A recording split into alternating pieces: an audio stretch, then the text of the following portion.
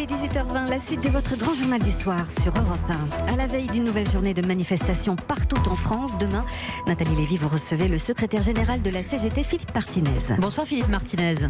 Bonsoir. Merci d'être à mon micro ce soir. Vous êtes précisément à la centrale à Montreuil. Vous n'étiez pas comme Yves Verrier par exemple de Force Ouvrière à la Réunion cet après-midi avec. Pas non plus. C'est ça exactement. Avec Agnès Buzyn et Jean-Paul Delevoye au ministère de la Santé. D'abord, pourquoi cette absence ?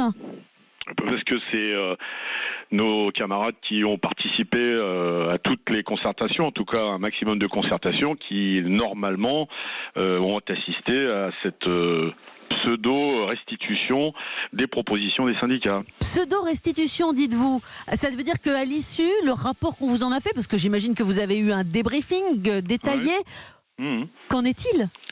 Écoutez, M. Delevoye a redit ce qu'il a dit au début des concertations. C'est-à-dire que nous, la CGT, on y a été 2 fois, puisqu'il y avait une 3e réunion prévue en janvier et que le calendrier... par la faute ou en tout cas par la décision du Premier ministre et du Président de la République, le calendrier a été avancé. Nous avons fait des propositions concrètes sur l'égalité salariale femmes-hommes, sur les exonérations de cotisations, sur les jeunes, sur la pénibilité.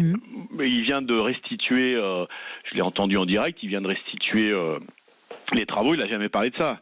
Il dit en moins, je ne sais pas si vous l'avez entendu, dans sa globalité, il dit concertation jusqu'à 2020. Ça se poursuivra. Ça veut dire que mercredi, à midi, on aura un projet formulé par Édouard Philippe, mais il y aura encore des marges de manœuvre à l'issue. Vous entendez ça ? Non, mais attendez, concertation, c'est un mot qu'on entend depuis 2 ans et demi. Vous voyez, c'est pas nouveau. Nous avons fait des propositions. Est-ce que M. Delevoye a parlé de la diversité des propositions de la part des organisations syndicales ? En tout cas, je ne l'ai pas entendu restituer les propositions de la CGT. Donc, je pense qu'on est plus dans une volonté de faire semblant qu'on discute, qu'on écoute, mais surtout qu'on n'entend pas. Mais vous serez fixé mercredi, parce que peut-être que ce que vous aurez formulé sera utilisé mercredi dans le projet qu'Édouard Philippe va formuler. Vous n'y croyez pas à ce stade ? Alors pourquoi faire cette réunion d'aujourd'hui alors ? Pour pas griller la politesse au Premier ministre. Pourquoi faire cette réunion d'aujourd'hui alors ? Si tout va se passer mercredi, vous voyez ce que je veux dire ? Donc vous n'y croyez pas. Aujourd'hui, vous dites quoi finalement, Philippe Martinez ? Est-ce que vous êtes aujourd'hui dans une position encore de négociation ou vous dites non ? Ce sera non, quel que soit le type de réforme. Je suis en train de vous dire qu'il n'y a jamais eu de négociation, que chacun a fait des propositions. Et donc, pour la CGT, vous le savez, nous sommes opposés à ce projet qui va individualiser chaque travailleur et chaque travailleuse dans ce pays en matière de retraite. Ça n'a rien de solidaire, ce projet de gouvernement. Donc, nous disons, nous avons le meilleur système au monde, il faut l'améliorer. Et il faut revoir toutes les mesures des gouvernements précédents qui ont contribué à l'affaiblir. Et d'ailleurs, dans les gouvernements précédents, il y avait M. Delevoye. M. Delevoye est un des acteurs de la casse de notre système de retraite. Alors, si Édouard Philippe annonce une transition sur 15 ou 20 ans, est-ce que vous entendez ça, Philippe Martinez ? Si on regarde du côté des enseignants, le niveau de pension qui ne baissera pas, est-ce que ça, vous l'entendez ? La valeur du point fixée avec les partenaires sociaux et qui ne pourra pas baisser, ça non plus. Mais écoutez, premièrement, moi je ne me vois pas dire à mes enfants, moi je partirai à un âge qui serait peut-être 62 ans, mais vous débrouillez-vous et vous travaillerez jusqu'à 70 ans. Enfin, si certains peuvent dire ça, moi je ne me vois pas dire ça à mes enfants. La deuxième chose, c'est que les enseignants, comme tous les Français d'ailleurs, mais encore plus les enseignants, parce qu'il a fallu ce débat sur la retraite pour se rendre compte, en tout cas que le gouvernement se rende compte, que les enseignants étaient mal payés en France. C'est quand même un comble. Donc, alors qu'est-ce qu'on doit comprendre, Philippe Martinez ? Pardon ? Qu'est-ce qu'on doit comprendre venant de vous, de la CGT ? Jeudi, on voit qu'il y a déjà des appels à une nouvelle journée d'action, alors qu'on n'a même pas...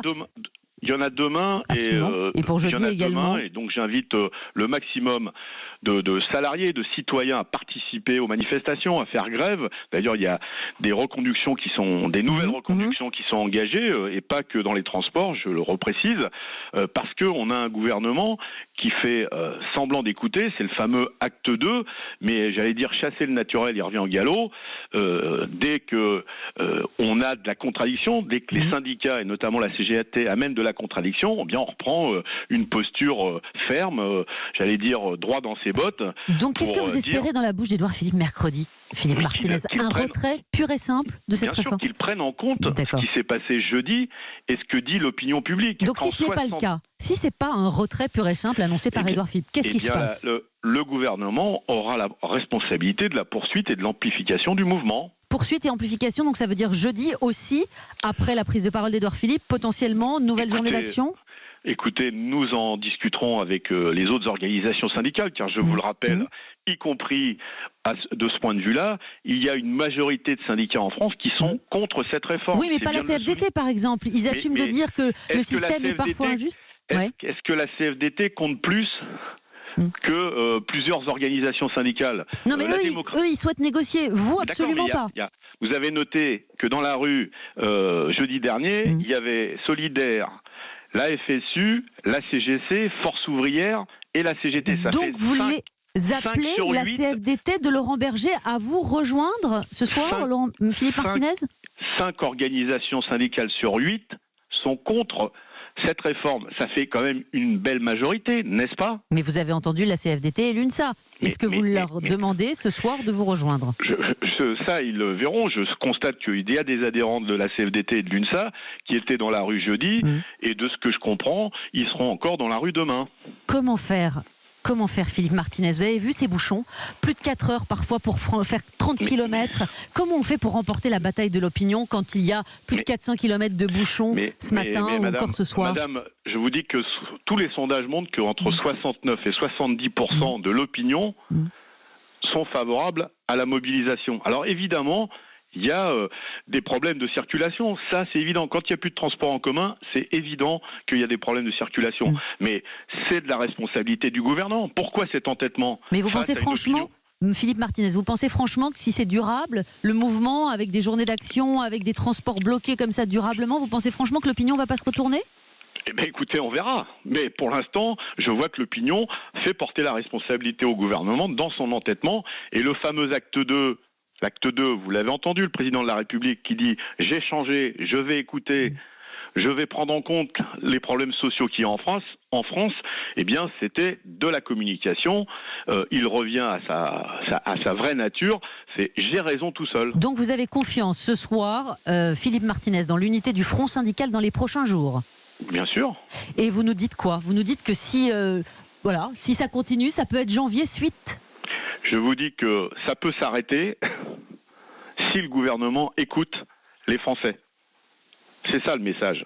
Et il faut que demain, il y ait du monde de mobiliser pour montrer au gouvernement que nous sommes déterminés et que sa réforme, nous n'en voulons pas. Il y a des propositions pour les femmes, pour les jeunes, pour prendre en compte la pénibilité, pas pour baisser les droits de ceux qui en ont, mais pour niveler par le haut tous les droits en matière de pénibilité. Vous voyez que des propositions, il y en a. Merci Philippe Martinez, la détermination que vous nous avez rappelée ce soir au micro d'Europe 1. Merci beaucoup de nous avoir répondu après la prise de parole de Jean-Paul Delevoye qui vous a donc déçu. Merci à vous.